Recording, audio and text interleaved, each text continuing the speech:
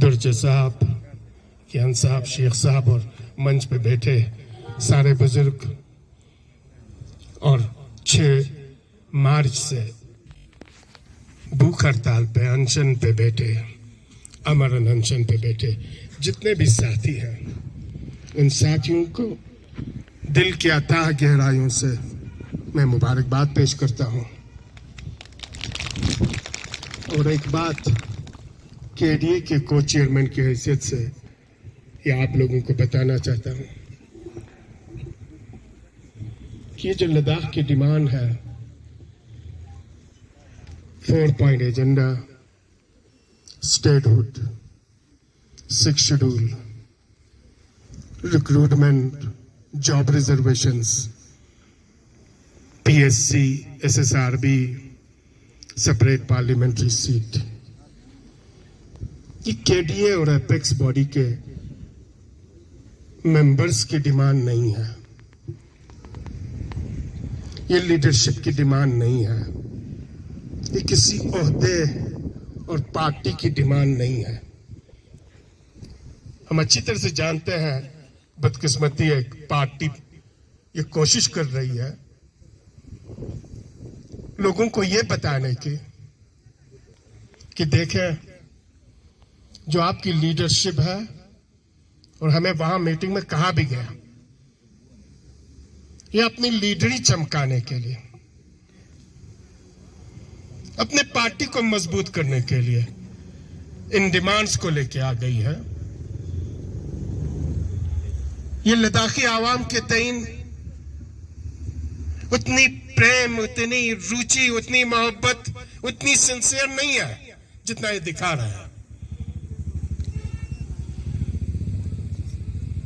और इसके बाद कभी ढके छुपे अल्फाज में, कभी धमकी की शक्ल में और कभी लॉलीपॉप की शक्ल में हमें बहलाने के लिए कहते हैं हम आपको एसएसआरबी बना, हम आपको जॉब में रिजर्वेशंस कर रहे हैं, आपके यहाँ पे 90% अबाव ट्राइबल्स हैं तो हम आपको 80+ जॉब में रिजर्वेशंस दे देंगे।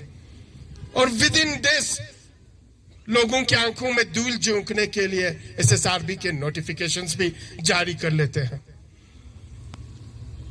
पीएससी पे पहुंच जाते हैं तो कहते हैं इसमें रीऑर्गेनाइजेशन एक्ट में आपको अमेंडमेंट करनी पड़ेगी, ये कॉन्स्टिट्यूशनल अमेंडमेंट 3 महीने के बाद हो सकता है और 6 महीना लगे, तब फिर पार्लियामेंट में हम अमेंड करेंगे।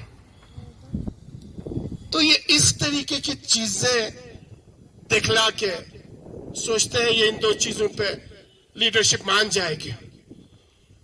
जब हमने कहा हमें 6 शेड्यूल चाहिए, कहते कॉन्स्टिट्यूशनल सेफगार्ड दे देंगे। हमने इन्हें बता दी हाँ कॉन्स्टिट्यूशनल सेफगार्ड के लिए हमें 6 शेड्यूल चाहिए। कहते नहीं जी, वहां पे जो भी चीजें कॉन्स्टिट्यूशनल सेफगार्ड में 6 शेड्यूल में हम वो दे देंगे। हमारी लीडरशिप ने बता दी जब आपके कॉन्स्टिट्यूशन में, संविधान में 6 शेड्यूल है और वो भी ट्राइबल एरिया के लोगों के लिए, और सबसे ज्यादा ट्राइबल आपको लद्दाख में पाया जाता है, तो फिर 6 शेड्यूल क्यों नहीं दे रहा? कहते हैं नहीं दे सकते। जब आप 6 शेड्यूल नहीं दे रहे हैं तो ये कॉन्स्टिट्यूशनल सेफगार्ड की आड़ में लद्दाखियों को बेवकूफ बनाना बंद कर दे। इसके बाद हमने कहा हमें स्टेटहुड चाहिए, लेजिस्लेशन चाहिए। कहते किस लिए? हमने कहा ये पूरा लद्दाख 4 साल से आपके ब्यूरोक्रेट के हाथ में है। यहां से खूबसूरत तरीके से कहते हैं हम आपके काउंसिल को बहुत ज्यादा एम्पावर करेंगे, इतनी एम्पावर करेंगे कि पूरी हिंदुस्तान में कोई काउंसिल उतना एम्पावर नहीं होगा। और अभी यहां पे मैंने मीडिया के साथियों को बताया 1997 जेएंडके एक्ट के तहत काउंसिल के पास पूरी डिस्ट्रिक्ट की लैंड उसके पास है, और यही एक्ट इन्होंने 2019 में रीऑर्गेनाइजेशन एक्ट में अमेंड करके डाल दिया। यानी पूरा काउंसिल के पास आपके रीऑर्गेनाइजेशन एक्ट के तहत भी लैंड काउंसिल के पास है। लेकिन जब ग्राउंड पे आ जाते हैं, बिटवीन कम्युनिटीज के लॉन्ग पेंडिंग डिस्प्यूट को कई सालों से लेह और करगिल के बीच में, बुद्धिस्ट और मुस्लिम के बीच में एक इशू था गोनपा के नाम से। इनको यकीन ही नहीं था केडीए और एलबीए इस डिस्प्यूट को रिजॉल्व करेंगे। वो चाहते थे यहां खेल खेल के केडीए और एपेक्स को भी लड़वा दे, बुद्धिस्ट और मुस्लिम को भी लड़वा दे, लेह और करगिल को भी लड़वा दे, और इसके बाद अपने खेल खेले। लेकिन एपेक्स भी जानती थी और केडीए की लीडरशिप भी जानती थी, और इन्होंने विद इन डेज इस इशू को रिजॉल्व करके, उस वक्त के एलजी साहब ने कहा आप सिर्फ कौंसिल के जरिए, माथुर जी आप सबको याद होगा, कहा आप सिर्फ लैंड अलॉटमेंट कर दे, विद इन डेज हम अलॉटमेंट करके एलबीए को हैंड ओवर कर देंगे। माथुर साहब चले गए। अब हमारे बेदी मिश्रा साहब के जाने का वक्त आ पहुंचा है। कौंसिल ने 2 कनाल लैंड पहले अलॉटमेंट कर दी, एक ऑफिस से दूसरा ऑफिस, दूसरे से तीसरा, तीसरे से चौथा, पहुंचते पहुंचते मोदी पहुंचा, मिनिस्ट्री ऑफ डिफेंस, और वहां से जवाब आती है ये आर्मी लैंड है, वो बैरन लैंड है, कोई आर्मी के ऑक्यूपेशन में नहीं है, बाहर से फेंसिंग डाले हुए हैं। मुझे ये कहना नहीं चाहिए लेकिन है हमारी लद्दाख में, यानी जितने भी लैंड है आर्मी के हाथ में, और इन्हीं का प्रॉमिस था कहीं पे भी आपको लैंड मिले आप दे दे, हम कर देंगे। मिनिस्ट्री ऑफ डिफेंस से लेटर आती है नहीं हो सकता। इसके बाद फिर हमने केडीए के मीटिंग बुलाई और कौंसिल के साथ बैठे, उनको कहा अब ये देने वाले नहीं है, ये चाहते हैं ये डिस्प्यूट और आगे चले, ये चाहते हैं लैंड करगिल बुद्धिस्ट मुस्लिम फिर लड़ते रहे। दूसरा लैंड जो रेवेन्यू डिपार्टमेंट के पास है, काउंसिल के पास है, जिस पे कोई डिस्प्यूट नहीं है, 2 कनाल लैंड अलॉट करके दे दी। 2 महीना हो रहा है उस अलॉटमेंट को भी। डीसी साहब कहते हैं सर मुझे एडवाइजर से एलजी ऑफिस से ऑर्डर है कि आप अलॉटमेंट नहीं कर सकते, फाइल इधर भेज दें। ये कौन कह रहा है? ये वो लोग कह रहे हैं जो कहते हैं कौंसिल को हम एम्पावर करेंगे, सारी पावर कौंसिल के पास दे देंगे, और कौंसिल के ऑर्डर को पांव तले रोंद के कहते हैं इधर भेज दे। और अभी कमिश्नर से एडवाइजर से एलजी के टेबल पे पड़ा हुआ है, और 2 महीने से 2 बार एमएचए के मीटिंग में यही एडवाइजर साहब, एमएचए के सेक्रेटरी साहब हमें एश्योरेंस कर चुके हैं कि लैंड आपको अलॉट कर देंगे। यहां पे दुर्जे साहब बैठे हुए हैं, हमारे एलबीए के वाइस प्रेसिडेंट से पूछा, अभी तक कोई अलॉटमेंट नहीं है। तो यह है एम्पावर की इनकी हालत, यानी ये कहते कुछ है, ग्राउंड पे करते कुछ है। इसलिए मेरी आपसे एक विनती है, दिल से मैं आपसे विनती कर रहा हूं, इनके कहे हुए बातों में ना आए, और आपकी ये लीडरशिप, केडीए और एपेक्स की लीडरशिप इनके बातों में नहीं आए, नहीं तो अभी भी हमें बातों में उलझाए रखते। और कैटेगरी के लिए हमने कहा पार्लियामेंट्री सीट 2026 तक आपके पार्लियामेंट के सबसे बंद है, ठीक है। एसएसआर भी आपने बना दी सीएनबी के लिए, ए ग्रेड के लिए आप कहते हैं इस पे हमें 3 महीने का समय चाहिए, वो आप समय ले लें। लेकिन जो हमारी 2 मुद्दा है, 2 इश्यूज है, तो सबसे ज्यादा इंपॉर्टेंट इश्यूज है, वो है 6 शेड्यूल। ये चाहते हैं लद्दाख के कल्चर, लद्दाख के लैंग्वेज, लद्दाख की सभ्यता, लद्दाख के फ्यूचर को, लद्दाख के लैंड को अपने हाथों में रखें। ये नहीं चाहते लद्दाखी अपने हिसाब से अपने लैंड की प्रोटेक्शन करे, अपने जवानों को रोजगार दे दे। ये नहीं चाहते ये पावर लद्दाखियों के हाथ में हो। और हम इन्हें बता चुके हैं, लद्दाखी 48 के जंग से लेकर 99 के जंग में हर महाज पर लद्दाखी ये दिखा चुके हैं कि वो इतने शक्तिशाली है, अपने सारी बॉर्डर की न सिर्फ रक्षा कर सकते हैं, सुरक्षा कर सकते हैं, और अपने लैंड को बेहतर तरीके से, आपके जितने भी डाउन साइड ब्यूरोक्रेट, उन सबसे ज्यादा अच्छी तरीके से इस लैंड की रख रखाव कर सकते हैं। और उस चीज के लिए हम कोई आपसे खैरात नहीं मांग रहे हैं, भीख नहीं मांग रहे हैं, हम आपसे अपना अधिकार मांग रहे हैं जो कॉन्स्टिट्यूशन हमें देता है, जो संविधान हमें दे रहा है। संविधान से पहले कोई चीज हम आपसे नहीं मांग रहे हैं, जो संविधान हमें दे रहा है वही हम आपसे मांग रहे हैं। कहते हम आपको सेफ गार्ड दे देंगे, हम आपको 370 दे देंगे, 6 शेड्यूल नहीं, 371 दे देंगे, 6 शेड्यूल नहीं। हमने कहा जितने भी आपके पैरामीटर से 6 शेड्यूल देने के लिए, नॉर्थ ईस्टर्न स्टेट में जो आपने 10 डिस्ट्रिक्ट को 6 शेड्यूल के तहत काउंसिल दी है, उन सारी पैरामीटर्स पर लद्दाखी पूरी तरह से खरा उतरते हैं। आपके सारे पैरामीटर्स को फुलफिल करती है लद्दाखी, तो क्यों आप 6 शेड्यूल नहीं देंगे?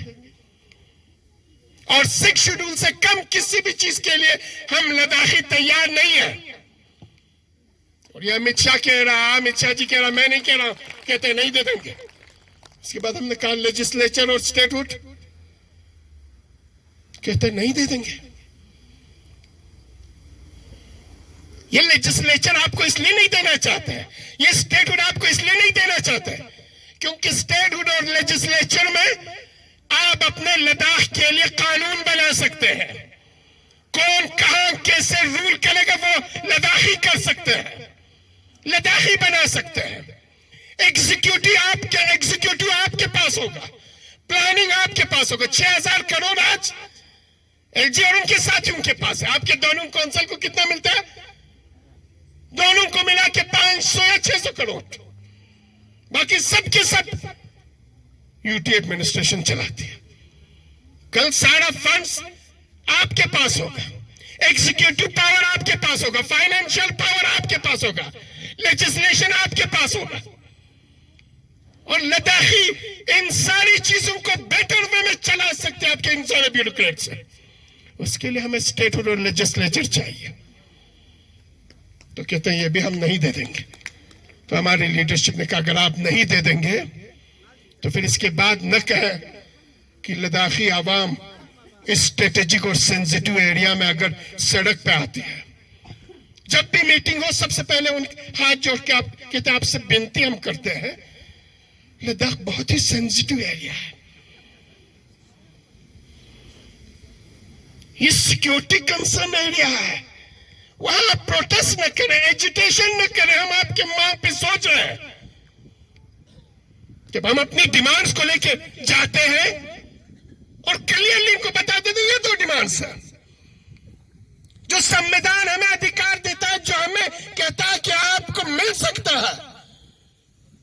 संविधान जानने वाले एक्सपर्ट्स हमने बात की, वो कहते संविधान आपको अधिकार देता है, आपको स्टेटहुड दिया जा सकता है, आपको लेजिस्लेशन दिया जा सकता है, 6 शेड्यूल के सारे पैरामीटर्स पे आप खड़े उतर सकते हैं। लेकिन इसके लिए हमें एजिटेशन करना पड़ेगा, ग्राउंड पे आना पड़ेगा। हो सकता है हमारी ये स्ट्रगल लंबी चले, इतनी आसानी से हमें देने वाले नहीं है। किसान मूवमेंट आपको याद है, 1 साल तक किसानों को दिल्ली के बॉर्डर पे इन्होंने तड़पाया, 700 लोगों की इन्होंने जान खाया। और लास्ट में कैटेगरिकली मोदी जी और अमित शाह कहते थे हम संशोधन नहीं करेंगे, ये जो 3 बिल है किसान के उसे हम वापस नहीं ले लेंगे। लेकिन जब किसान डट गए, किसान अट गए, एजिटेशन पे उठ खड़े हुए, तो 700 जानों की कुर्बानी देख के 1 साल के एजिटेशन के बाद उस कानून को वापस ले, ये कहते हुए कि हमें किसानों को समझने में हमसे भूल हुआ, हमसे चूक हुआ, हम नहीं समझ पाए। तो मोदी जी और अमित शाह जी और बीजेपी को आप किस प्लेटफॉर्म से ये चीज एक संदेश क्लियर देना चाहते हैं? आप बहुत बड़े भूल करने जा रहे हैं लद्दाख जैसे स्ट्रेटेजिक एरिया में। आपने अभी भी लद्दाखियों को बहुत ही हल्के में लिया है। आपने लद्दाखियों की ताकत, उनकी कुव्वत को नहीं देखा है। इनके अंदर, इन पहाड़ों में जिंदगी बसर करके किस हद तक सख्ती को बर्दाश्त कर सकते हैं, वो आपने अभी नहीं आंका है। ये लद्दाखी आपको बता देंगे कि इनके अंदर कितनी क्षमता, कितनी ताकत है अपनी डिमांड और अपनी मांग को मनवाने का। और हो सकता है 6 महीने के बाद, साल के बाद आपको ये कहना पड़े, लद्दाखियों के सामने झुकना पड़े, जिस तरह से किसान के सामने आप झुके। ये कहकर के हमसे भूल भी लद्दाखियों के सामने आपको झुकना पड़ेगा और आपको बताना पड़ेगा हम स्टेटहुड लेजिस्लेशन और 6 शेड्यूल दे देंगे। मेरे आपसे, लद्दाखी आवाम से मेरी विनती है, आप अपने लीडरशिप पे ट्रस्ट रखें, आप अपनी लीडरशिप पे भरोसा रखें। आपकी ये लीडरशिप बिकने वाली नहीं है, आपकी ये लीडरशिप सौदा करने वाली नहीं है, आपकी ये लीडरशिप किसी भी जगह झुकने वाली नहीं है। आप खुद देख रहे हैं यहाँ पे सोनम वांगचुक जी 9 दिनों से भूख हड़ताल पे बैठे हैं। ये अपने लिए नहीं बैठे। अभी थुपस्तन जी यहाँ पे आने वाले हैं, अखन साहब आने वाले हैं, आपकी एपेक्स और केडीए की पूरी लीडरशिप आने वाली है और हम मीटिंग करने वाले हैं। और किस तरीके से इस डिमांड्स को आगे लेके चलना है, इन्हीं लीडरशिप की क़यादत में सारे पब्लिक को हम बता देंगे। उनके बहकावे में, उनकी साजिशों में, उनकी बातों में ना आए। फिर एक बार ये खेल खेल रहे हैं, जिस तरह से गोंडपा के बीच में खेल खेला और नाकाम हुआ, भी एक खेल खेल रहा है। क्योंकि हमारी करगिल केडीए की पूरी लीडरशिप बाहर थी, इसलिए 3 फरवरी का लहचल काल हो या आपका 5 को किया शायद आप लोगों ने 6 मार्च को आपने लेहबंद की काल दी। जबकि दुर्जे साहब से मैंने बात हुई थी, इन्होंने कहा था 2 दिन के बाद हम कॉल करेंगे, मीटिंग कर ले। लेकिन इन बिटवीन आप लोगों ने यहाँ पे मीटिंग की और देखा कि हमें इस काल को कल से ही लागू करके लोगों को साथ लेके चलने की जरूरत है। ये बताने की जरूरत है कि हम इसकी शुरुआत करने वाले और कर रहे हैं। इसलिए 6 मार्च की जो आपकी कॉल थी उसमें करगिल शामिल नहीं हुए हैं। अभी सोशल मीडिया पर मैं अच्छी तरह जानता हूं, ये करगिल कहते हैं करगिल वाले आराम से बैठे रहे, लेह वालों को आगे किया, लेकिन लीडरशिप के साथ दगा की, लेकिन लीडरशिप को साथ नहीं दे रहे। हमारी लीडरशिप आंख बंद करके केडीए के लीडर की बातों में आ रहा है, बहुत मीठे मीठे बोल रहे हैं, ताकि फिर एक बार इनको पता है जब तक करगिल और लेह को नहीं लड़ाएंगे, मुस्लिम और बुद्धिस्ट को नहीं लड़ाएंगे, उनकी सियासत नहीं चल सकती, उनकी पॉलिटिक्स नहीं चल सकती है। इसलिए इन अफवाहों में ना है। 19 के मीटिंग के बाद में कंटिन्यूअस बाहर रहा और अभी परसों हमारी फ्लाइट थी, कैंसिल हुआ, अभी मैं लैंड कर चुका हूं। और एयरपोर्ट से मैंने दुर्जे साहब को मैंने कॉल किया, मैंने कहा दुर्जे साहब, मैं हम लेह के आवाम को यह आश्वासन दिलाने के लिए, और जितने भी अफवाहें सोशल मीडिया पे चला रहे हैं कि करगिल के कौम, करगिल के आवाम, करगिल के पब्लिक कुछ नहीं कर रही है, साथ नहीं दे रहा, इन सारे अफवाहों को बंद करने के लिए, ये बताने के लिए कि ये अकेले लेकर आया कम्युनिटी का एजिटेशन और भूख हड़ताल नहीं है, प्रोटेस्ट नहीं है। ये पूरी लद्दाखी आवाम के जन जन की प्रोटेस्ट है। किसी भी मजहब से, किसी भी मसलक से, किसी भी जबान बोलने वाले से ताल्लुक रखता है। और ये मैं आपको एश्योर करने में यहां पे आया हूं कि हम आपके लिए प्रोटेस्ट नहीं कर रहे हैं, हम अपने भविष्य के लिए प्रोटेस्ट कर रहे हैं, अपनी लैंड की रक्षा के लिए, अपने जवानों की रक्षा के लिए। आने वाले दिनों में हमारे लद्दाख पे क्या बीतने वाली है, क्या कुछ लगने वाला है, किस तरह के खेल खेला जाएगा, किस तरह के लॉलीपॉप से हमारे जवानों को बहलाया फुसलाया जाएगा, उन सबों के मुकाबले में उठने के लिए हम खड़े हुए हैं। और हम आखिरी वक्त तक, जब तक हमारी ये डिमांड्स पूरी नहीं होती है, हम इस एजिटेशन को जारी रखेंगे, इस स्ट्रगल को कंटिन्यू रखेंगे। और एक दिन आप देखेंगे, लद्दाखी आवाम अपनी आंखों से देखेगी कि सूरज चढ़ने वाला है। आपकी ये डिमांड हो सकता है देर हो, लेकिन कौम अगर उठ खड़ी हो तो कोई भी रुकावट आपके रास्ते को नहीं रोक सकता है। मोदी, बीजेपी, अमित शाह, कोई भी आए, इन सारी रुकावटों को रोंद के पार करके हम आगे निकल सकते हैं। सिर्फ एक चीज हमें चाहिए, वो है थोड़ी बहुत पेशेंस और थोड़ा हौसला से। और ये जो अफवाहें फैलाई जा रही है सोशल मीडिया पे और बाकी जगहों पे, इन चीजों से हमें होशियार रहने की जरूरत है। करगिल के लोग किसी पे मिन्नत रखने के लिए एजिटेशन नहीं करने वाले हैं। वो अपनी जमीन की, अपनी धरती की, अपनी लैंग्वेज, अपनी कल्चर, अपनी सकाफत के लिए, अपने आने वाले बच्चों की रक्षा और सुरक्षा के लिए ये एजुटेशन चलाने वाली, और जो भी कुर्बानी देना पड़े उन सारी कुर्बानियों के लिए हमारी पूरी लीडरशिप तैयार है। मैंने आपका बहुत ज्यादा समय लिया। फिर एक बार केडीए की तरफ से, हमारी करगिल अवाम की तरफ से, मैं कासना मुआचुक और जितने भी यहाँ पे अनशन पे बैठे हुए हैं, हमारे बुजुर्ग हैं, जवान हैं, महिलाएं हैं, उन सबों को दिल की अथाह गहराइयों से मुबारकबाद देता हूँ, आपका शुक्रिया अदा करता हूँ।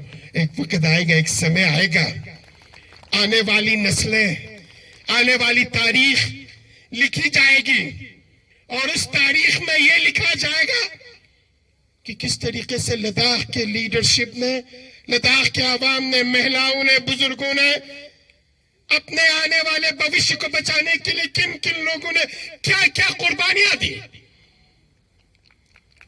तो उन सारे समय के लिए हम सबको तैयार बैठना पड़ेगा।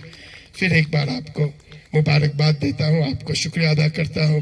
जुले अस्सलाम वालेकुम, बहुत बहुत शुक्रिया।